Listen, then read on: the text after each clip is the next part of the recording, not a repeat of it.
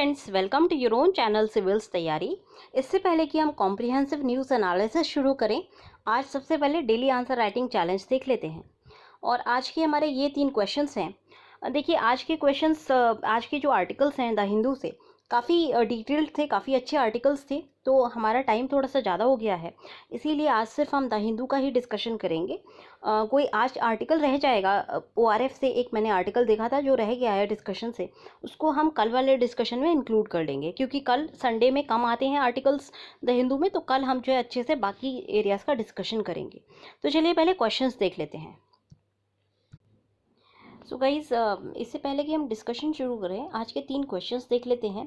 पहला question GS paper 1 से है और क्वेश्चन है, practice of FGM is not only unethical but also traumatising, however it can not be solved solely by legislative measures, explain। तो ये the Hindu के article से लिया गया है, वहाँ से ये क्वेश्चन है और आपको बताना है कि प्रैक्टिस जो है FGM की न केवल अनएथिकल है, अनैतिक है, बल्कि दर्दनाक भी है।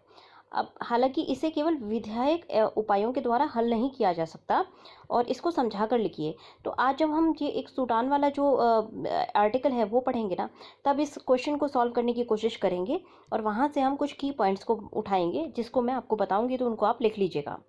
नाउ GS पेपर 2 से एक क्वेश्चन है, today India is more dependent on outer world than ever before, in this context contemplate the strategic changes India must bring to its foreign policy. तो ये भी द हिंदू से है आज, और ये क्वेश्चन कहता है कि आज भारत बाहरी दुनिया पर पहले से कहीं अधिक निर्भर है। इस संदर्भ में भारत द्वारा अपनी विदेश नीति में क्या रणनीतिक बदलाव लाने चाहिए। तो इस बारे में जो है हमें आंसर लिखना है। अगेन ये एक बहुत अच्छा आज आर्टिकल आया है, और हमारे फॉरेन जो आपके सेक्रेटरी हैं, हमारे एक्स फॉरेन सेक्रेटरी, उनके द्वारा लिखा गया है। तो अगेन इस वाले आर्टिकल, द हिंदू का एक आर्टिकल है, वहाँ से हम इसका आंसर ढूंढने की कोशिश करेंगे। और तीसरा क्वेश्चन है, India slid into pandemic crisis in the backdrop of economic downslide, in this context analyze the feasibility of physical stimulus. तो ये भी बहुत अच्छा आर्टिकल आज आया है, द हिंदू में ही है, एडिटोरियल में। वहाँ से इसका आंसर देखेंगे कि भारत आर्थिक मंदी की पृष्ठभूमि में महामारी के संकट में फिसल गया है, तो ऐसे में राजकोषीय प्रोत्साहन की व्यवहार्यता का विश्लेषण करें। तो हमें देखना है कि हम कितना फिजिकल स्टिमुलस दे सकते हैं और क्या क्या मोड्स होने चाहिए फिजिकल स्टिमुलस देने के। तो ये 3 क्वेश्चंस आज के बहुत इंपॉर्टेंट हैं, और तीनों का हम डिस्कशन अब हिंदू के एडिटोरियल से करेंगे। तो चलिए शुरू करते हैं। तो पहला आर्टिकल हमारा है आज जो हम देखेंगे वो है इरेडिकेटेड, और यहाँ से हम अपने फर्स्ट वाले क्वेश्चन का आंसर देखेंगे। तो इरेडिकेटेड क्या, यहाँ पे जो है सूडान ने एक डिसीजन लिया है कि वो फीमेल जेनिटल म्यूटिलेशन, जिसको हम शॉर्ट फॉर्म में FGM कहते हैं, उसको जो है ख़त्म कर देगा। और इस बारे में जो है वो पॉलिटिकल ट्रांजिशन के बाद इस बारे में वो कानून बनाने की कोशिश कर रहे हैं। देखिए, फीमेल जेनिटल म्यूटेशन एक प्रैक्टिस होती है जहाँ पे जो वीमेन की एक्सटर्नल जेनिटलिया होता है उसको म्यूटिलेट कर दिया जाता है। तो उसके ये एक जो प्रैक्टिस होती है ना, ये नॉन प्रोफेशनल्स के द्वारा की जाती है, मतलब कि मेडिकल प्रैक्टिशनर इस प्रैक्टिस को नहीं करते हैं। तो जो घर में दाई वगैरह होती हैं वो लोग इसको कर देती हैं, कभी कभी आंटीज़ वगैरह या ओल्ड फीमेल्स इसको करती हैं। और कभी कभी ऐसा भी होता है कि बहुत ज़्यादा ब्लड लॉस की वजह से फीमेल्स की डेथ भी हो जाती है इस प्रैक्टिस को करवाते वक्त। ये प्रैक्टिस यूजुअली चाइल्डहुड में की जाती है। और अगर इंडिया की बात करें, देखिए हमें जो है हर चीज़ इंडिया के कॉन्टेक्स्ट में देखनी है। तो इंडिया की अगर बात करें तो एक वोहरा कम्युनिटी होती है इंडिया की, उसमें ये FGM की प्रैक्टिस जो है काफ़ी प्रेवलेंट है। और ये जो कम्युनिटी है, इसके FGM की प्रैक्टिस के खिलाफ एक सुप्रीम कोर्ट में केस भी चल रहा है, जो आपने सुना होगा, सबरीमाला के केस के साथ इसको क्लब करके, और एक साथ जो कॉन्स्टिट्यूशनल बेंच है वो इस केस पे स्टडी कर रही है। तो इंडिया के कॉन्टेक्स्ट में इसलिए FGM की प्रैक्टिस इंपॉर्टेंट हो जाती है, क्योंकि इंडिया में भी ये प्रैक्टिस, कुछ कम्युनिटीज़ में इसको प्रैक्टिस किया जाता है। तो अब ये जो बैकग्राउंड है ना, ये हमें नहीं पढ़ना है, इससे हमें हमारा कोई आंसर नहीं बनेगा। ये पूरा बैकग्राउंड हमें नहीं पढ़ना है। यहाँ से हमें पढ़ना है कि UN का एक एस्टिमेट है कि 87% जो सूडानीज विमेन हैं उनका एक्सटर्नल जेनिटलिया रिमूव कर दिया जाता है नॉन मेडिकल ग्राउंड पे और चाइल्डहुड के दौरान। उसमें जो है इनको उस वजह से इनको जो है इमोशनल और फिजिकल इंजरीज होती हैं उम्र भर। और लेटेस्ट मेजर जो है लॉ बनाने का, ये काफ़ी वेलकम किया जा रहा है। कैंपेनर्स हालांकि ये कॉशियस हैं, क्योंकि इससे जो है कस्टम में एटीट्यूड में चेंज नहीं आएगा।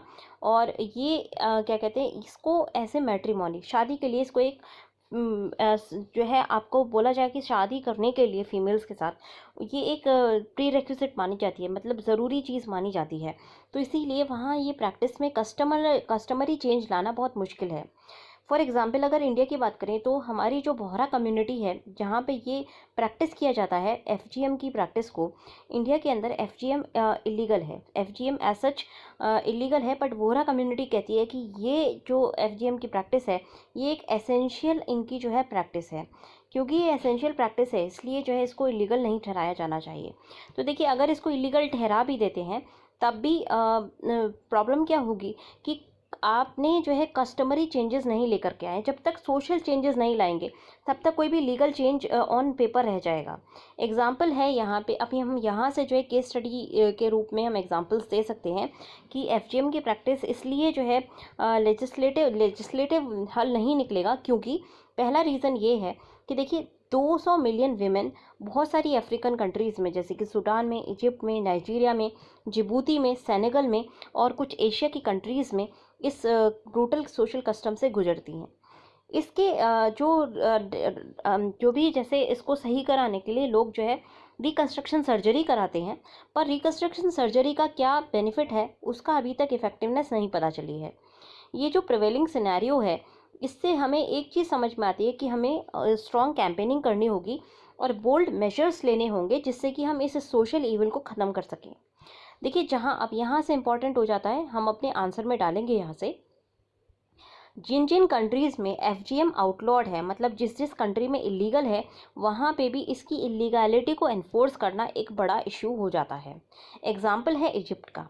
इजिप्ट पहली ऐसी कंट्री थी जिसने एफजीएम को जो है इलीगल किया था और एफजीएम का पहला ट्रायल 2014 में हुआ था, जहाँ पे एक 6 साल की बच्ची के साथ ये प्रैक्टिस की गई थी और उससे जो है एक डॉक्टर के ऊपर बैन कर दिया गया था जिसने ये प्रोसीजर किया था। तो वहाँ पे डॉक्टर ने प्रोसीजर किया था और डॉक्टर के ऊपर बैन भी लगा दिया गया था।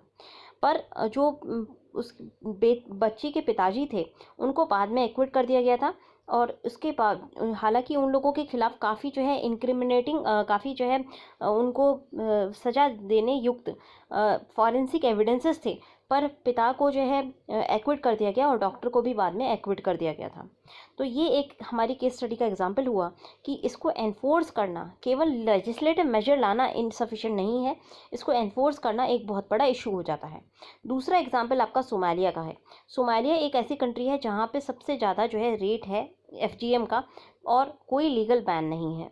ऐसे में एक लड़की की डेथ हुई थी 2018 में और उसके बाद जो है पहला प्रोसिक्यूशन हुआ था इस ऐसे इंसिडेंट के ऊपर। मतलब वहाँ पे कोई बैन नहीं है फिर भी वहाँ पे प्रोसिक्यूट किया गया था क्योंकि एक बच्ची की मृत्यु हो गई थी। अब युगांडा का एक एग्जांपल लेते हैं। युगांडा में 300 केसेस जो है म्यूटिलेशन के हुए हैं 1 महीने के अंदर। उससे ये पता चलता है युगांडा में भी गवर्नमेंट के पास बहुत मुश्किल टास्क होगा इसको एग्जिस्टिंग लेजिस्लेशन के बावजूद इस प्रैक्टिस को रोकना। तो मतलब युगांडा में एफजीएम की प्रैक्टिस इलीगल है। एफजीएम की प्रैक्टिस इलीगल होने के बावजूद 1 महीने में 300 केसेस आए हैं। इसीलिए गवर्नमेंट के लिए इसको एनफोर्स करना बहुत ही डिफ़िकल्ट टास्क है और ये केवल विगरस अवेयरनेस कैंपेन के द्वारा ही एनफोर्स की जा सकती है। केन्या की बात करें तो केन्या में ये प्रैक्टिस जो है क्रिमिनल प्रैक्टिस मानी जाती है और इसका क्रिमिनलाइजेशन जो है 2011 में हो गया था। उसके बाद गवर्नमेंट ने पिछले बार गर्ल्स को ये बोला था कि उनको जो है टेस्ट किया जाना चाहिए सर्कमसिजन के लिए। तो इससे केन्या में बहुत अप्रोर हुआ था क्योंकि ये कहा गया था कि विक्टिम्स का जो है प्राइवेसी का वायलेशन होता है। तो ये प्रैक्टिसेस ये बताती हैं कि लेजिस्लेशन से अकेले हम इस प्रैक्टिस को नहीं रोक सकते। मतलब सिर्फ हमने अगर लॉ बना दी तो एफजीएम की प्रैक्टिस को नहीं रोका जा सकता। जब तक एक डीप कल्चरल चेंजेस ना आए, जब तक कल्चरल चेंजेस ना आएंगे, जब तक जो है डीप कल्चरल रूट्स को नहीं तोड़ा जाएगा, तब तक ये प्रैक्टिस चलती रहेगी, चाहे वो किसी भी कंट्री में हो, चाहे वो किसी भी कम्युनिटी में हो। इसीलिए गवर्नमेंट को इरेडिकेट करने के लिए अवेयरनेस कैंपेनिंग चलानी पड़ेगी। तो वे फॉरवर्ड क्या है, हमें जो है अवेयरनेस कैंपेन चलाना पड़ेगा, विगरस अवेयरनेस कैंपेन। और कंट्री का जो प्रोग्रेसिव करंट जो डेमोक्रेटिक ट्रांजिशंस होंगे, डेमोक्रेसी के बाद ही हम जो है क्योंकि इंडिया के अंदर तो ऑलरेडी डेमोक्रेसी है, तो ये वाला पॉइंट हम मिस आउट कर भी सकते हैं। तो सबसे बड़ी चीज़ क्या है? सबसे बड़ी चीज़ है इस प्रैक्टिस को इरेडिकेट करने के लिए एजुकेशन और अवेयरनेस कैंपेनिंग करने की ज़रूरत है। दूसरी चीज़ जो है, विमेन को उनके राइट्स से विमेन के राइट्स को उनको बताने की ज़रूरत है। विमेन को ये बताने की ज़रूरत है कि उनको इस प्रैक्टिस से अंडरगो करने की कोई ज़रूरत नहीं है। वो अपनी पुत्रियों को, अपनी सिस्टर्स को, अपने जो बाकी छोटे बच्चे बच्चियाँ होती हैं, उनको इस प्रैक्टिस से जो है सब्जेक्ट ना करें, क्योंकि वो खुद इस प्रैक्टिस की विक्टिम है, तो उनको पता है कि कितना दर्द और कितना पेनफुल ये प्रोसीजर होता है। तो ऐसे में विमेन की अवेयरनेस कैंपेनिंग की ज़रूरत है। कस्टमरी चेंजेस की ज़रूरत है, कस्टम चेंजेस लेकर के आने होंगे, जैसे कि जो मैट्रिमोनी है, मतलब शादी के वक्त इस चीज़ की प्रैक्टिस जो है मैंडेटरी ना कराई जाए। तो ये सब चीज़ें हमें चेंजेस लाने होंगे, तभी हम FGM की प्रैक्टिस को ख़त्म कर सकते हैं। तो ये हमारा आंसर बना। वे फॉरवर्ड भी आपने देख लिया, एग्जाम्पल्स भी देख लिए, और इंडिया के पॉइंट ऑफ व्यू से भी आपने जो है देख लिया कि कौन सी कम्युनिटी में ये होता है। तो आगे बढ़ते हैं हम। क्वेश्चन नंबर 2 का आंसर हम यहाँ से देखेंगे, shaping India's response in a global hinge moment. तो देखिए अभी क्या है, ये जो ग्लोबली मोमेंट है ना, ये हिंज मोमेंट कहलाता है। हिंज पता है ना आपको कि जो डोर होती है ना, डोर जहाँ से जुड़ी होती है, दरवाजे जहाँ से जुड़े होते हैं उसके हिंज कहा जाता है। आगे पीछे मूव कर सकता है हिंज की वजह से दरवाज़ा। तो इसी तरह से ये ग्लोबल हिंज मोमेंट है। हिंज मोमेंट मतलब या तो हमारा जो फॉरेन पॉलिसी है वो आगे जा सकती है या पीछे मूव कर सकती है। तो इसीलिए इस मोमेंट को, पैंडेमिक के मोमेंट को जो है हिंज मोमेंट कहा गया है।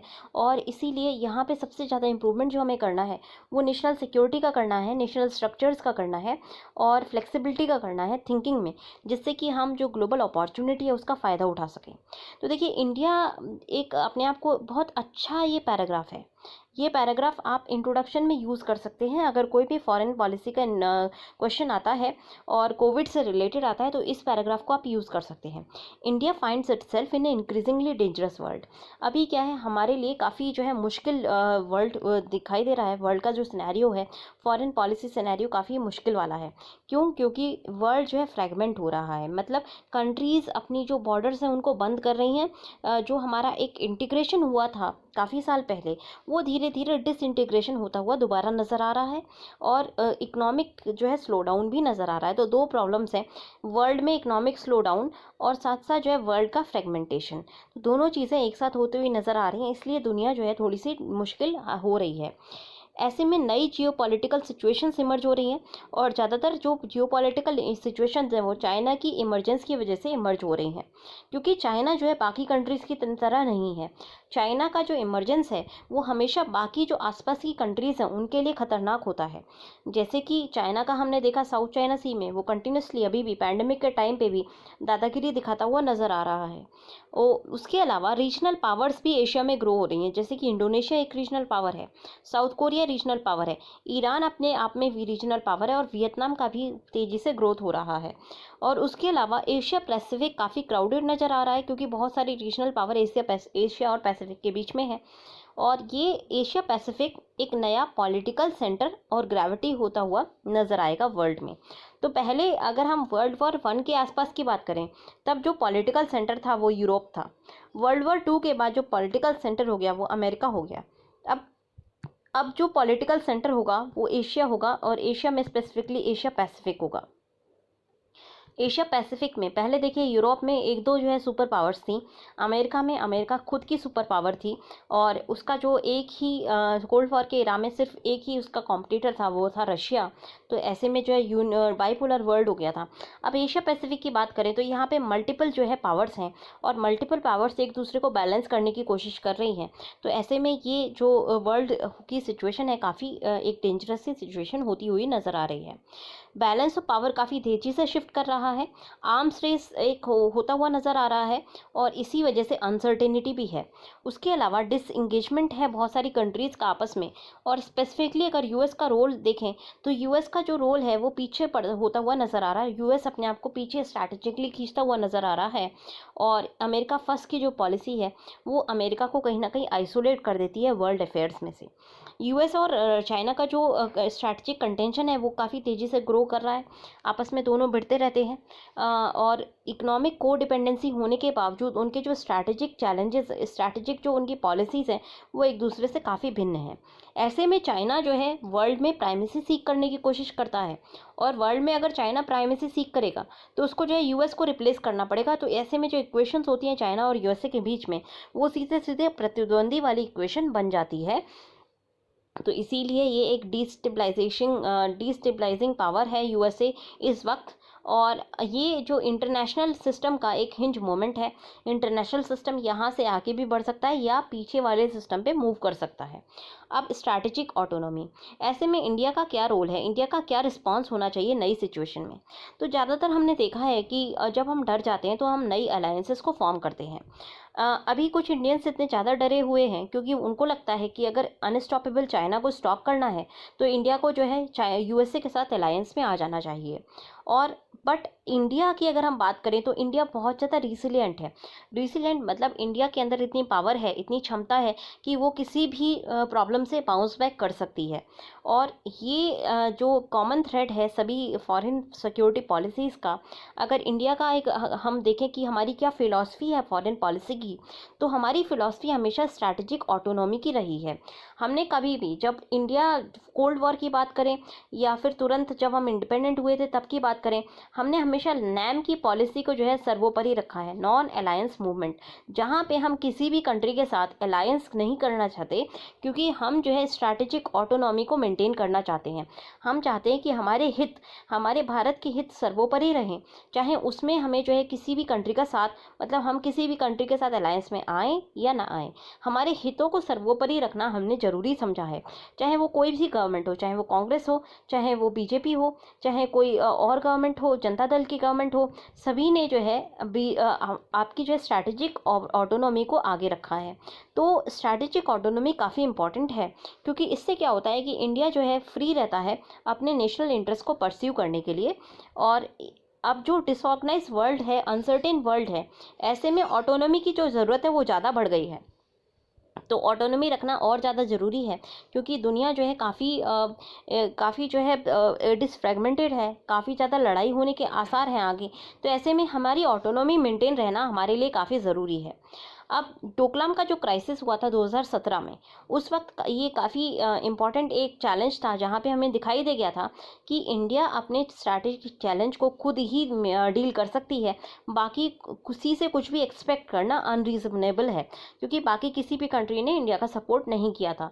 तो इंडिया को खुद ही अपने चैलेंजेस को मीट करना होगा, चाहे वो चाइना को कंट्रोल करने का चैलेंज हो या कोई और चैलेंज हो, और इसको हम एम्पली देख चुके हैं 2017 में। अब चाइना के क्वेश्चन की बात करते हैं। चाइना का जो राइज है काफ़ी बड़ा चैलेंज है और इंडिया को जो है डीरेल करने की कोशिश करता है। चाइना हर वक्त ये कोशिश करता है कि इंडिया को जो है आइसोलेट करे। जैसे बॉर्डर एंड रोड इनिशिएटिव की बात करेंगे आप, BRI इनिशिएटिव की बात करें तो वहाँ पे भी चाइना ने इंडिया को आइसोलेट करने की कोशिश की। इसी तरह से कई बार जब इंडिया ने जो है पाकिस्तान को घेरने की कोशिश की है सिक्योरिटी काउंसिल में, तो चाइना ने हमेशा अपने वीटो को यूज़ करके इंडिया को रोकने की कोशिश की है। तो चाइना कभी भी इंडिया की जो राइज है उसको देखेगा नहीं, उसको नहीं, चाइना जो है इंडिया की राइज को हमेशा रोकना चाहता है। तो इसीलिए सबसे बड़ा क्वेश्चन जो हमारे सामने है वो ये है कि चाइना को हैंडल कैसे किया जाए। पहली पॉसिबिलिटी ये है कि चाइना के साथ बायलैटरल एंगेजमेंट करें और देखें कि क्या कोई नया मोडस विवेंडी, मतलब नया काम करने का तरीका निकल सकता है या नहीं। जो एक तरीका 1988 में राजीव गांधी ने निकाला था वो तरीका वर्क करता हुआ नज़र नहीं आ रहा है। तो ऐसे में हमें नया कोई स्ट्रैटेजी देखनी होगी चाइना को डील करने के लिए। जितना इंडिया ऊपर जाएगा उतना ज़्यादा जो है चाइना का ऑपोजिशन हमें फेस करना पड़ेगा। बहुत इंपॉर्टेंट लाइन है ये, आप कहीं पे भी इसको पुट कर सकते हैं। जितना इंडिया ऊपर जाएगा उतना ज़्यादा इंडिया जो है चाइना का ऑपोजिशन फेस करेगा और उतना ज़्यादा इसे बाकी पावर्स के साथ वर्क करना होगा जिससे कि हमारे इंटरेस्ट प्रोटेक्टेड रहें, हमारा नेबरहुड प्रोटेक्टेड रहे और हमारा जो रीजन है इंडो पैसिफिक रीजन वो प्रोटेक्टेड रहे। अगर हमारा रीजन प्रोटेक्टेड रहेगा तो विश्व भी प्रोटेक्टेड रहेगा। तो बैलेंस जो है शिफ्ट करता रहना चाहिए चाइना के साथ कॉपरेशन में और चाइना के साथ कंपटीशन में। तो ये जो है पहले की पॉलिसी थी। अब इम्पॉर्टेंट नीड क्या है इस वक्त कि हमें जो है यूजेबल और इफेक्टिव पावर को एक्यूमुलेट करना होगा। मतलब हमें विश्व में अपनी पावर अपने दम पे एक्यूमुलेट करनी होगी अलग अलग फील्ड्स में। स्ट्रैटेजिक पावर हमें देखनी होगी और हमें जो है मैक्रो बैलेंस करना होगा, तो हमें जो है बैलेंसिंग करनी होगी पूरे विश्व की। हमें जो है इंडिया को इतना पावरफुल बनाना है जिससे कि विश्व इंडिया को एज ए चैलेंजर के रूप में देखे चाइना का। और क्योंकि विश्व जो है चाइना के चैलेंजर के रूप में अगर इंडिया को देखता है तो खुद ही अपना सपोर्ट इंडिया के पीछे रैली करेगा। तो इसीलिए हमें जो है ये अपने आप को यूजेबल और इफेक्टिव पावर के रूप में एक्यूमुलेट करना है। और एक कैलकुलस ये सजेस्ट करता है कि इंडिया चाइना के जो रिलेशनशिप हैं काफ़ी कॉम्प्लेक्स हैं। यहाँ पे दोनों चीज़ें नई जो है मोडस विवेंडी, दोनों कंट्रीज न्यू मोडस विवेंडी मतलब नया काम करने का तरीका निकाल सकती हैं। इसका मतलब ये है कि हम स्ट्रैटेजिक डायलॉग कर सकते हैं और हमारी जो कोर इंटरेस्ट हैं उनको भी हम कंजर्व करके रख सकते हैं। तो हमारे कोर इंटरेस्ट रहेंगे जो चाइना से बिल्कुल ऑपोजिट हैं, हमारी कुछ रेड लाइंस हैं और डिफरेंसेस हैं, और उसके साथ साथ कुछ एरियाज ऑफ कन्वर्जेंस हैं। जो हमारी एरियाज ऑफ कन्वर्जेंस हैं वहाँ हम स्ट्रैटेजिक डायलॉग कर सकते हैं चाइना के साथ। यूएसए एक एसेंशियल पार्टनर है इंडिया के ट्रांसफॉर्मेशन में, बट यूएसए धीरे धीरे विश्व से पीछे हटता हुआ नज़र आ रहा है। यूएसए उतना पावरफुल नहीं रहा जितना पहले था। इसका बहुत बड़ा एग्जाम्पल है कि यूएसए ने एक टेररिस्ट ऑर्गेनाइजेशन तालिबान के साथ बात करने की जो एक डायलॉग की कोशिश की है, उससे यूएसए की वीकनेस अपने आप एक्सपोज हो जाती है। इसीलिए यूएसए चाइना के साथ कितना डील कर पाएगा इस बारे में जो है बहुत सारे क्वेश्चंस हैं। ऐसे में इंडिया को ये इंश्योर करना चाहिए कि रीजन मतलब इंडो पैसिफिक रीजन मल्टीपोलर रहे और चाइना जो है रिस्पॉन्सिबली बिहेव करे। तो हम यूएसए पे डिपेंडेंट नहीं रह सकते। ऐसे में बाकी जो कंट्रीज़ हैं जिनके इंटरेस्ट हैं इस रीजन में उनको हम साथ में रैली कर सकते हैं। फॉर एग्जाम्पल वियतनाम जो कि एक बहुत बड़ा जो है ऑपोजिशन है चाइना का, उसको हम अपने साथ रैली कर सकते हैं जिससे कि हम चाइना को कंट्रोल करके रख सकें। दूसरा एक कंट्री है फिलीपींस, तीसरा एक कंट्री है साउथ कोरिया और चौथा कंट्री है जापान। ये 4-5 कंट्रीज़ अगर साथ में इंडिया के मिलकर के काम करते हैं तो हम एक मल्टीपोलर विश्व की संरचना करेंगे, मल्टीपोलर इंडो पैसिफिक की संरचना करेंगे, जहाँ पर हम चाइना का जो दादागिरी वाला स्वभाव है उसको कंट्रोल कर सकते हैं। तो अब आगे आने वाले टाइम में हमें क्या देखना है, हमें मल्टीपोलर वर्ल्ड की तरफ बढ़ने की कोशिश करनी है और इंडिया इसमें एक बहुत इंपॉर्टेंट भूमिका निभा सकता है। दूसरी चीज़ क्या है, हमारे पास 2 अपॉर्चुनिटी अवेट करती हैं, डबल अपॉर्चुनिटी है। हम ऐसे टाइम में है जहाँ पे स्ट्रैटेजिक कन्फ्यूजन चल रहा है, कंट्रीज़ को यही नहीं पता कि किसको किसका साथ देना है। ऐसे में इंडिया का जो केस है वो कन्फ्यूजन हम इंडिया का न सिर्फ इसलिए एक्सटेंड हो जाता है क्योंकि हमारा जो अल्टीमेट गोल है वो हमारा जो अल्टीमेट गोल है वो इंडिया के स्ट्रैटेजिक इंटरेस्ट को कंजर्व करना है। तो ऐसे में एक कन्फ्यूजन है क्योंकि देखिए इंडिया का वो जो स्ट्रैटेजिक इंटरेस्ट है वो चाइना के साथ बहुत डीपली अलाइंड अभी भी है, क्योंकि हमारे इकोनॉमिक इंटरेस्ट चाइना के साथ अलाइंड है। ऐसे में हमें डीकपल करना होगा अपने इकोनॉमिक इंटरेस्ट को चाइना से, तो इसीलिए हमें थोड़ा सा टाइम लगेगा। हालांकि ये जो है कंट्रोल करना नैरेटिव या आउटकम क्रिएट करना, ये जो है रियल टास्क होना चाहिए फॉरेन पॉलिसी का। और इंडिया का जो गोल रहा है विश्व गुरु का या वर्ल्ड टीचर का, इसमें हमें बहुत बड़ा टाइम लगेगा क्योंकि अभी हम खुद ही इम्पोर्टर ऑफ नॉलेज हैं। तो ऐसे में इंडिया किस तरह से कंट्रीब्यूट कर सकता है, ये एक क्वेश्चन है और ये क्वेश्चन बहुत सीरियस क्वेश्चन है। क्योंकि अगर हम ये देख लेते कि हमारा कंट्रीब्यूशन किस फील्ड में रहेगा तो हमारी जो फॉरेन पॉलिसी होगी हम उसी डायरेक्शन में अलाइन कर पाएंगे। दूसरा, ये इंडिया को जो है ऑप्टिमिस्टिक रहना चाहिए क्योंकि हमें डबल अपॉर्चुनिटी मिलेंगी। कैसे? देखिए, चाइना और यूएसए जितना झगड़ा करते हैं और जितना उनमें स्ट्रक्चरल डिफरेंसेस आते हैं, ऐसे में दोनों एक दूसरे को जो है कंट्रोल करने की कोशिश करेंगे। और जैसे जैसे दोनों जो है कॉपरेशन से कंटेंशन की तरफ बढ़ते हैं, उससे जो है इंडिया के लिए अपॉर्चुनिटी होंगी दोनों एरियाज़ में, दोनों कंट्रीज़ के अंदर।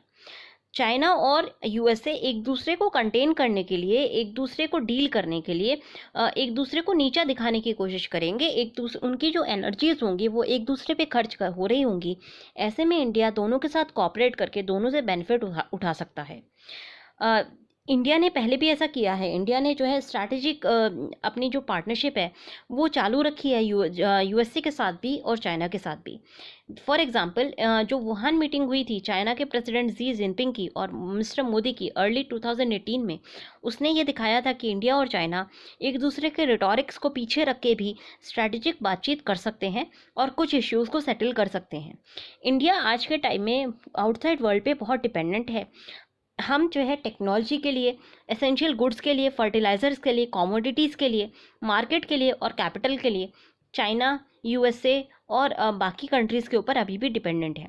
ऐसे में अगर हम सिक्योरिटी एजेंडा को और ऐड कर देते हैं और ग्लोबल कॉमन जैसे कि आउटर स्पेस और साइबर स्पेस इनको ऐड कर देते हैं, तो इंडिया का जो स्टेट सेंटर्ड सिक्योरिटी कंसर्न होगा वो एक जो है हमारे लिए चिंता का विषय बन जाएगा, क्योंकि एक सेंस ऑफ इनसिक्योरिटी है। तो हमें क्या करना होगा, हमें अपने जो भी स्ट्रैटेजिक इंटरेस्ट हैं उनको सबसे पहले सिक्योर करना होगा। इंडिया जो है डेवलप कंट्री नहीं बन पाया है, और इंडिया जो है कोशिश करता है कि चाइना के एक्सपीरियंस को इवेल्युएट कर सके, कॉपी कर सके। पर सबसे इम्पॉर्टेंट इम्प्रूवमेंट जो इंडिया को करना है वो अपनी नेशनल सिक्योरिटी के स्ट्रक्चर में करना है और अपने वर्किंग में करना है। हमें फ्लेक्सिबिलिटी लानी होगी भारत की सोच में और भारत के स्ट्रक्चर्स में, स्पेसिफिकली हमारे सिक्योरिटी स्ट्रक्चर में, हमारी जो इकोनॉमिक स्ट्रक्चर है उसमें हमें थोड़ी सी फ्लेक्सिबिलिटी लानी होगी, जिससे कि हम किसी भी एक कंट्री के ऊपर पूरी तरह से डिपेंडेंट ना हो जाए। हमें अपने सारे एग्स एक बास्केट में नहीं डालने हैं, और ये सबसे बड़ा लेसन जो हमें लर्न करना है इस क्राइसिस से। चेंज के लिए सिर्फ सर्टेनिटी होनी, चेंज सिर्फ एक सर्टेनिटी है लाइफ की, ज़िंदगी की, और ये हमें ध्यान रखना है, क्योंकि देखिए कोई भी कभी भी चेंज हो सकता है। ऐसे में हमारे जो स्ट्रैटेजिक अलायंसेस हैं वो इस तरह से होनी चाहिए कि हमारी जो है ओवर डिपेंडेंसी किसी भी एक कंट्री के ऊपर ना हो, तभी हम पूरी तरह से सिक्योर हो पाएंगे। तो ये एक इंपॉर्टेंट लेसन है जो हमें लर्न करना है, और हमें बहुत तेज़ी से इसको बिल्ड करना होगा, तभी हमारी फॉरेन पॉलिसी को हम अपने नेशनल इंटरेस्ट के साथ अलाइन कर पाएंगे। तो कई क्वेश्चन नंबर 3 हम यहाँ से देखेंगे, स्लोअर ग्रोथ एंड टाइटर फिजिकल। तो इंडिया जो है पैंडेमिक क्राइसिस में स्लिड हुआ है, और उससे पहले इंडिया एक डाउनस्लाइड ऑलरेडी फील कर रहा था। ऐसे में फिजिकल स्टिमुलस जो बनाया जाएगा वो काफ़ी स्ट्रक्चर बना करके देना है हमें। तो यही क्वेश्चन हमने दिया था आज कि India slid into pandemic crisis in the backdrop of economic downslide. तो ऐसे में कैसे हमें फिजिकल स्टिमुलस डिज़ाइन करना है वो एक्सप्लेन कीजिए। ये जो आर्टिकल है बहुत रिनाउंड इकोनॉमिस्ट के द्वारा किया गया है, और एक तरह से ये आर्टिकल ना होकर के रिसर्च है पूरी, और इसमें बहुत अच्छे अच्छे टेकअवेज हमें यहाँ से मिलेंगे। तो बहुत इंपॉर्टेंट आर्टिकल है, पूरा आर्टिकल आपको काट के रखना है या फिर अच्छे से लिख करके रख लीजिएगा, एवरनोट वगैरह वगैरह में सेव कर सकते हैं आप। तो देख लेते हैं क्या है आर्टिकल में। देखिए कोविड-19 का जो इम्पैक्ट है वो काफ़ी डिबिलिटेटिंग होगा, काफ़ी मतलब वीकनिंग होगा ग्लोबल इकोनॉमी के लिए, और साथ साथ इंडियन इकोनॉमी के लिए भी। बहुत सारे इंस्टीट्यूशंस ने इंडिया की ग्रोथ को ऑलरेडी डाउनग्रेड कर दिया है। फॉर एग्जांपल 0.8% तक डाउन किया है फिच ने, 4% किया है एशियन डेवलपमेंट बैंक ने, और आईएमएफ की बात करें तो इंडिया ने की ग्रोथ को 1.9% का ग्रो होने की बात की है आईएमएफ ने। ये सारी जो एक्चुअल आउटकम है इंडिया का, वो डिपेंड करेगा कि कितनी स्पीड से इंडिया की इकोनॉमी ओपन हो पाती है वायरस के स्प्रेड के बाद। मतलब जब हमारा लॉकडाउन खत्म होगा, जब वायरस का स्प्रेड थोड़ा कम हो जाएगा, उसके बाद हम कितनी तेज़ी से इकोनॉमी को ओपन कर पाते हैं, तो इस पे सारी हमारी कैलकुलेशंस डिपेंड करेंगी। अब देखिए ग्रोथ प्रोस्पेक्ट क्या है। इंडिया जो नोवेल कोरोना वायरस के पैंडेमिक में स्लिड हुआ है, उससे पहले इंडिया एक डाउनस्लाइड को फेस कर रहा था। हमने देखा था इकोनॉमिक सर्वे में बहुत तेज़ी से बहुत अच्छे से इसकी चर्चा की गई है कि हमारी जो है डाउनस्लाइड हम फेस कर रहे थे पहले भी, और डाउनस्लाइड का रीज़न था डिमांड का फॉल होना, और डिमांड का जो फॉल होना था वो कंज्यूमर डिमांड का हमने जो है फॉल होती हुई नज़र आ रही थी। डिमांड हमारी कंज्यूमर्स की साइड से काफ़ी कम थी। कंज्यूमर डिमांड के अलावा हमारी जो इन्वेस्टमेंट था वो भी फॉल डाउन हो रहा था। इसकी वजह से इंडिया की जो इससे पहले वाले क्वार्टर की अगर आप देखेंगे अर्निंग 2019-20 ऑलरेडी हम जो है 4% के आसपास ग्रो कर रहे थे। तो ऐसे में पैंडेमिक का आ जाना, इसने हमारी जो इकोनॉमिक प्रॉब्लम्स है उसको और ज़्यादा बढ़ा दिया है। अब ग्रोथ प्रोस्पेक्ट अगर हम बात करें 2020-21 की, तो आउटपुट साइड की अगर हम बात करते हैं तो यहाँ पे हम ग्रॉस वैल्यू एडिड की बात करते हैं। देखिए इकोनॉमिक जो हमारा जीडीपी का कैलकुलेशन होता है वो 3 तरीके से किया जाता है। एक आपका जो है ग्रॉस वैल्यू एडिड मेथड होता है, दूसरा आपका इनकम मेथड होता है, और तीसरा आपका एक्सपेंडिचर मेथड होता है। तो हम ग्रॉस वैल्यू एडिड मेथड से देखेंगे। ग्रॉस वैल्यू एडिड मेथड की अगर बात करें तो हम जो है 2019-20 को बेस ईयर की तरह सर्व करेंगे, और ग्रॉस वैल्यू एडेड की जो ग्रोथ है वो 4.4%, जो ये सीएसओ ने जो बोली थी, सीएसओ ने जो अपने एडवांस एस्टिमेट दिए थे 4.9%, उससे नीचे ही है 2019-20 की ग्रोथ। मतलब सीएसओ ने बोला था कि 2019-20 में इंडिया 4.9% ग्रो करेगा, ग्रॉस वैल्यू एडिशन होगा, बट एक्चुअली हमारा ग्रॉस वैल्यू एडिशन केवल 4.4% का हुआ था। और इसका जो रिवीजन है अभी और डाउनवर्ड रिवीजन जाएगा। तो आईएमएफ ने 2019-20 का जो इंडिया का ग्रोथ है उसको 4.2% पैग किया है। तो ऑलमोस्ट हम 2019-20 में इंडिया की ग्रोथ को 4.2% के आसपास देखेंगे। ठीक है, अब अगर हम ग्रॉस वैल्यू एडिड की बात करें तो टोटल 8 सेक्टर में ग्रॉस वैल्यू एडिड होती है। पहली चीज़ एग्रीकल्चर सेक्टर हो गया, दूसरा आपका माइनिंग एंड क्वेरिंग हो गया, तीसरा मैन्युफैक्चरिंग हो गया, चौथा इलेक्ट्रिसिटी हो गया, पांचवा कंस्ट्रक्शन हो गया, छठा ट्रेड होटल्स ट्रांसपोर्ट कम्युनिकेशन हो गया, सातवां financial real estate and professional service हो गया, आठवां आपका पब्लिक एडमिनिस्ट्रेशन डिफेंस और अदर सर्विसेज हो गया। तो 8 सेक्टर में हमने डिवाइड किया है। अब इन 8 सेक्टर को फर्दर इस कैलकुलेशन के लिए इस पूरी रिसर्च में 4 ग्रुप्स में बांटा गया है। Group A, group B, group C और ग्रुप डी। ग्रुप ए ऐसा ग्रुप है जहाँ पे जो है 2020 में बहुत लिमिटेड डिसरप्शन फेस किया गया है, जैसे कि एग्रीकल्चर और एलाइड सेक्टर। तो एग्रीकल्चर जो है एसेंशियल सर्विस की कैटेगरी में आ रहा था, तो उसमें जो है ज़्यादा जो डिसरप्शंस है वो फेस नहीं किए गए हैं। उसके अलावा आपने पब्लिक एडमिनिस्ट्रेशन, डिफेंस और अदर सर्विसेज, यहाँ पे भी ये अपना नॉर्मल काम कर रहे थे। तो ये दोनों जो सेक्टर हैं आपके एग्रीकल्चर और पब्लिक एडमिनिस्ट्रेशन, यहाँ पे मिनिमम डिस्ट्रप्शन हम देखेंगे पैंडमिक की वजह से। दूसरा हम देखेंगे, अगर हम एग्रीकल्चर की बात करें तो राबी क्रॉप ऑलरेडी हार्वेस्ट हो चुका था और कटाई चल रही थी। उसके अलावा जो मानसून है इस साल की, वो एक गुड मानसून जो है प्रेडिक्ट किया गया है। तो एग्रीकल्चर के आसपास लेबर की शॉर्टेज तो फील होगी एग्रीकल्चर सेक्टर में, बट ऑलमोस्ट नॉर्मल परफॉर्मेंस हम एग्रीकल्चर की देखेंगे। अगर हम पब्लिक और डिफेंस सेक्टर की बात करें तो ये पूरी तरह से एक्टिव रहा है। हेल्थ सर्विस एकदम फोर फ्रंट पे है कोविड-19 की फाइट में। तो यहाँ पे भी जो हमारा आउटपुट होगा वो नॉर्मलाइज रहेगा। तो ग्रुप ए के सेक्टर्स में 90% तक हम नॉर्मलेंसी को अचीव कर पाएंगे 2019 के बेसिस से। मतलब 2019 में जो भी हमने अर्न किया था उसका कम से कम हम 90% 2020 में अर्न कर पाएंगे ग्रुप ए वाली सर्विसेज से। ठीक है, तो आप ये देखिए 2019-18 में हमने 3.1 किया था, और अगर हम इसका 90% देख लेते हैं तो 2.8 तक हम जो है ग्रो कर पाएंगे एग्रीकल्चर में। और पब्लिक एडमिनिस्ट्रेशन वाले में देखेंगे 8.2% था 2019-20 में, इसको हम 90% तक देख लें तो 7.4% तक हम ग्रो कर पाएंगे इस सेक्टर में। अब हम दूसरा सेक्टर देखते हैं, बी सेक्टर। तो जो ग्रुप डी सेक्टर ऐसा है जहाँ पे सबसे ज़्यादा डिसरप्शन फील किया जाएगा। मतलब कि ये ऐसा सेक्टर है जो सबसे स्लो ग्रो करेगा।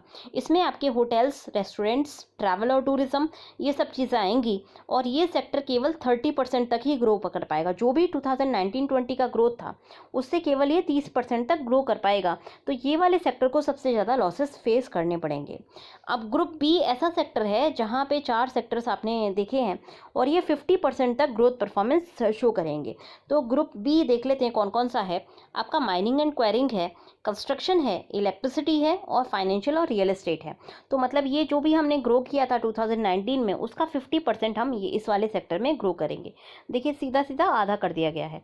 तो और ग्रुप डी में हमने जो है केवल 30% ग्रोथ की है, और ग्रुप ए में हमारी 90% तक ग्रोथ है। अब बचा ग्रुप सी। ग्रुप सी जो है मैन्युफैक्चरिंग है, जहाँ पे सिग्निफिकेंट ग्रोथ इरोजन देखने को मिलेगा। तो यहाँ पे जो है अगर इस सेक्टर में हम डिमांड करते हैं, डिमांड बढ़ा देते हैं, तो मैन्युफैक्चरिंग की भी डिमांड बढ़ जाएगी। अदरवाइज हमें बहुत ज़्यादा लॉसेस यहाँ पे देखने को मिलेंगे। अब अगर हम 40% परफॉर्मेंस फैक्टर लगा देते हैं, और तो हम ये देखेंगे कि ग्रोथ जो है प्रीसीडिंग 3 साल की, उसमें अगर हम 40% जो है परफॉर्मेंस फैक्टर लगा देते हैं तो ये आउटलायर वाली ग्रोथ नहीं है, बल्कि एवरेज ग्रोथ ही हमें देखने को मिलेगी। तो जीवीए अगर इन सब का हम कैलकुलेट करते हैं ना, ये हमने जो भी किया, ये जो भी हमने निकाला है, इसको अगर हम कैलकुलेट करते हैं तो 2.94% का हमें ग्रॉस वैल्यू एडिड का मिलेगा 2020-21 में। पर 2020-21 में 2.9% की जो अगर हम चाह रहे हैं जीवीए, ये तभी रियलाइज़ कर पाएंगे अगर हम स्ट्रॉन्ग पॉलिसी सपोर्ट देते हैं। उसके साथ साथ मैन्युफैक्चरिंग सेक्टर जिसका वेट 17.4% है, उसको हम फिस्कल स्टिमुलस देते हैं, तब हम 2.9% तक ग्रोथ कर पाएंगे। जबकि हमारी आईएमएफ ने ग्रोथ क्या बोली है, 1.4 के आसपास बोली है। तो सिग्निफिकेंटली हायर ग्रोथ हम कर सकते हैं अगर हम जो है फिस्कल स्टिमुलस एक अच्छा सा डिज़ाइन करके दें। तो अब हम पॉलिसी सपोर्ट हमें क्या करना पड़ेगा।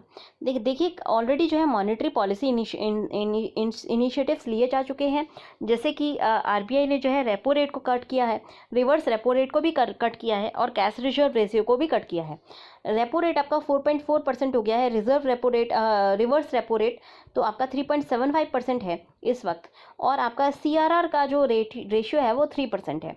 पर ये सब चीज़ों का जो मॉनेटरी जो आपका इंसेंटिव है, मॉनेटरी पॉलिसी तभी वर्क करेगी जब जो है आपका लॉकडाउन खुल जाएगा, लॉकडाउन पूरी तरह से खुल जाएगा, तभी इसका जो है पॉजिटिव इम्पैक्ट होगा।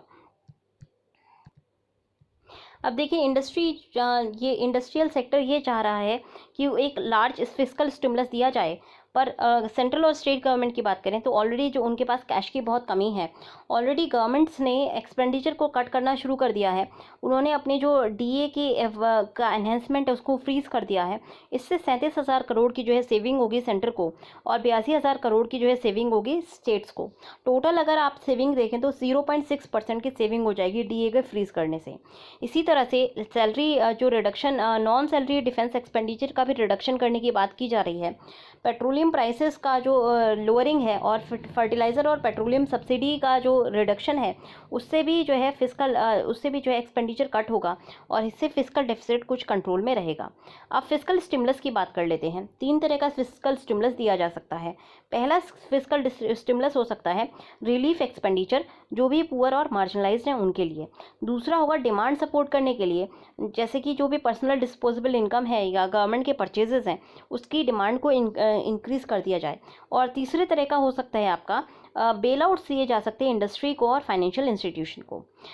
सेंटर ने ऑलरेडी एक रिलीफ पैकेज अनाउंस किया था 1.7 लाख करोड़ का, जो कि आपका एडिशनल जिसमें केवल 65,000 करोड़ का एडिशनल एक्सपेंडिचर किया गया, बाकी जो है फ्रंट लोडिंग की गई थी बाकी बजटेड एक्सपेंडिचर की।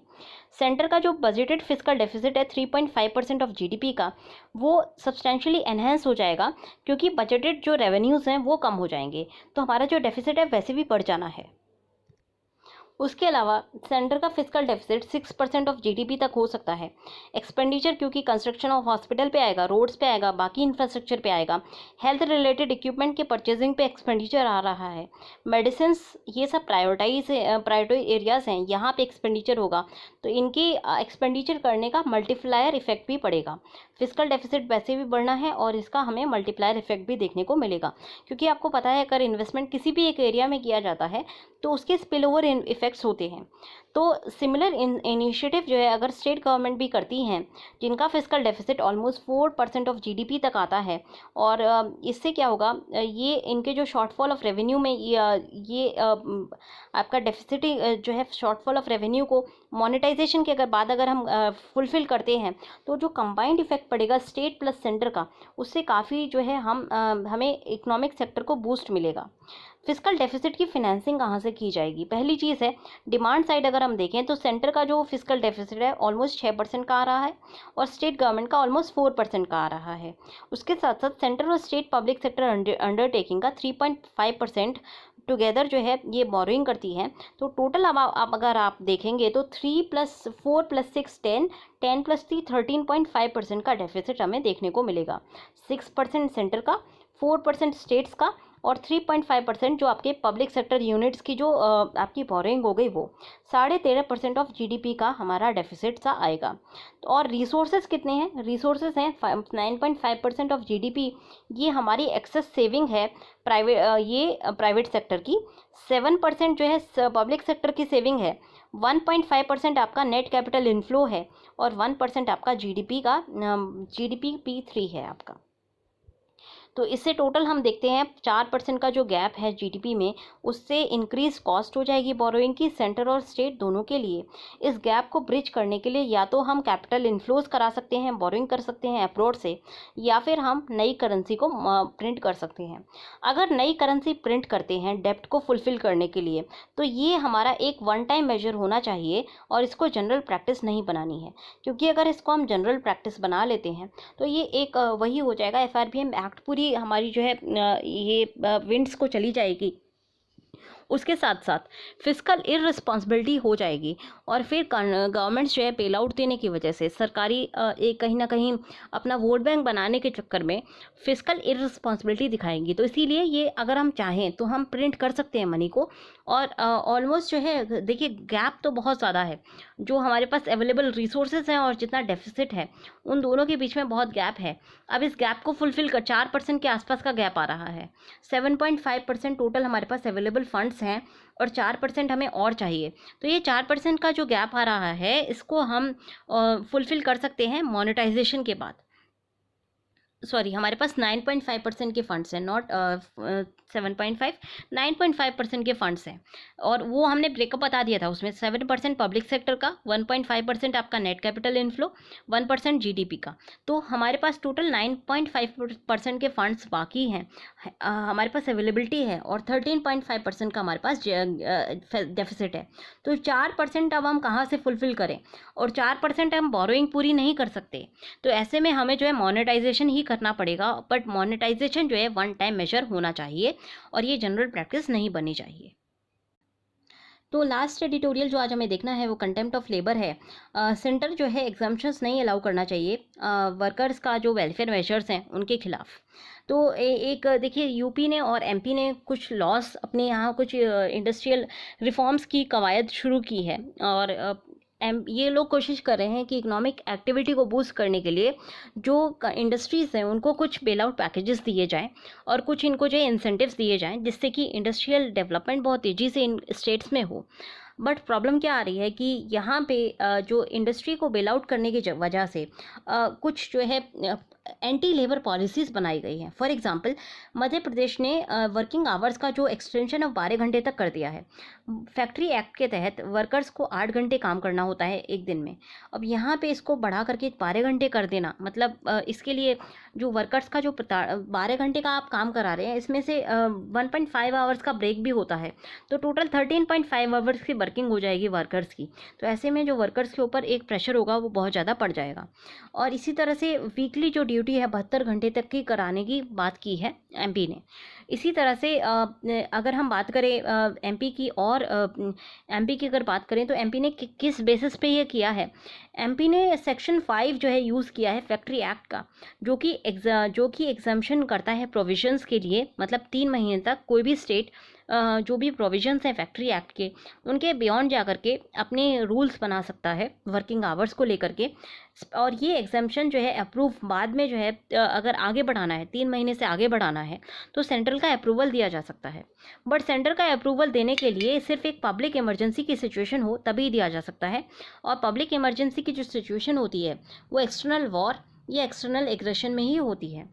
अब उत्तर प्रदेश की अगर बात करें तो उत्तर प्रदेश ने एक ऑर्डिनेंस लेकर के आया था, जहां पे उसने कहा कि सारे जो लेबर लॉज हैं 3 साल के लिए सस्पेंड हो जाएंगे, एक्सेप्ट चाइल्ड लेबर और बॉन्ड लेबर वाला जो लॉ था वो, विमेन एम्प्लॉयज़ को लेकर जो आपके क्लॉज हैं वो, कंस्ट्रक्शन वर्कर्स को लेकर जो क्लॉज है वो, पेमेंट ऑफ वेजेस को लेकर, और compensation to workman for accident, इन सबको छोड़ के बाकी सारे जो क्लॉज हैं वो सभी जो है सस्पेंडेड हो जाएंगे। तो बाकी क्लॉज में आपका बचता क्या है, वेलफेयर मेजर्स बचते हैं, जहाँ पे स्पिटन्स की बात की गई है, जहाँ पे लेटरिन्स की बात की गई है लेबर के लिए, जहाँ पे सेफ ड्रिंकिंग वाटर की बात की गई है। तो अगर हम लेबर लॉज को देखें वैसे भी बहुत ज़्यादा प्रोविजंस लेबर के हक में वैसे भी नहीं है, और जो हैं वो वेलफेयर मेजर्स हैं जो ज़रूरी होते हैं लेबर्स को बेनिफिट देने के लिए। तो ऐसे में उनको हटा देना लेबर के खिलाफ जो है लेबर का कंटेम्प्ट की तरफ जो है इशारा करता है। ये जो चेंजेस हैं ये सेंटर में तभी ऑपरेट करेंगे ये स्टेट्स में तभी लागू किए जाएंगे जब सेंटर इनको असेंट दे देता है। तो सेंटर को लेबर रिफॉर्म एजेंडा परस्यू करते वक्त consolidate code of wages and industrial relation वगैरह बनाना था, और उसके बाद जो है सेंटर को इतने ज़्यादा सेंटर को ये देखना है कि बहुत ज़्यादा लीगल जो एग्जम्पशन है वो ना दिए जाएं, क्योंकि इससे क्या होगा, हेल्थ क्राइसिस के बाद जब हम इकोनॉमी को रीस्टार्ट करने की कोशिश कर रहे हैं, अगर ये 2 स्टेट ऐसा कर देते हैं तो बाकी स्टेट भी इसी तरह के क्यूज़ लेकर के वो भी एंटी लेबर लॉज लाने की कोशिश करेंगे इंडस्ट्रीज़ को बूस्ट करने के लिए। अब देखिए इकोनॉमिक वेलफेयर को बूस्ट करने के लिए आप आप जो सोशल वेलफेयर है उसको बिल्कुल ताक पे नहीं रख सकते। लेबर वैसे भी सबसे ज़्यादा वल्नरेबल सेक्शन होता है, उनकी इम्यूनिटी वैसे भी लो होती है। अब उनको अगर बैक ब्रेकिंग वर्क 12-12 13-13 घंटे का कराया जाएगा, तो ऐसे में सेकेंड वेव ऑफ इन्फेक्शन के लिए वो लोग इतने सक्षम नहीं रहेंगे कि वो उससे डील कर पाएँ। तो इसीलिए जो हमारे वेलफेयर मेजर्स हैं, जैसे कि drinking water, first aid boxes, protective equipment, ventilation, lighting, canteen, rest room, creche, ये सारी सुविधा हटाना ये लेबर के लिए कंटेम्प्ट वाला केस हो जाता है, लेबर के एकदम एंटीपैथी वाला केस हो जाता है, और स्टेट्स को और सेंटर को ये नहीं करना चाहिए। तो इसमें जो है प्रॉपर लेजिस्लेटिव रूट अपना करके और इनको जो है सभी की कंसर्न्स को डील करना चाहिए। आप एक पर्टिकुलर सेक्शन की कंसर्न को दूसरे सेक्शन की कंसर्न के ऊपर नहीं रख सकते। कुछ और पैकेजेस डिज़ाइन किए जा सकते हैं, फिजिकल स्टिमुलस दिया जा सकता है, बट लेबर की पॉलिसीज़ को चेंज करना ये लेबर के खिलाफ एंटीपैथी को शो करता है, तो वो नहीं करना चाहिए। तो आज के डिस्कशन में इतना ही। अगर आपको पसंद आया हो तो लाइक करना ना भूलें। Thanks a lot and have a good day.